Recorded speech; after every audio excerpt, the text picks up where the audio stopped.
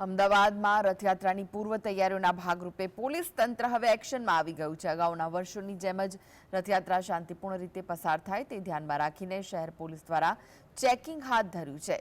Police commissioner sector 1ના નેતૃત્વ હેઠળ જગન્નાથ મંદિરથી લઈને ઢાળની પોળ સુધી ફૂટ પેટ્રોલિંગ કરવામાં આવ્યું, જેમાં મહિલા પોલીસકર્મીઓ સહિત કુલ 100થી વધુ પોલીસકર્મીઓએ આ ફૂટ પેટ્રોલિંગમાં ભાગ લીધો। આ ઉપરાંત અમદાવાદ પોલીસના કહેવા મુજબ રથયાત્રાના રૂટ પર નજર રાખવા માટે કેમેરા સાથેના હિલિયમ બલૂન્સનો ઉપયોગ કરવામાં આવશે। આપણે જે રથયાત્રાના જે રૂટ છે, કેટલાક વિસ્તાર એમાં મિશ્ર વસ્તીના છે અને સંવેદનશીલ છે।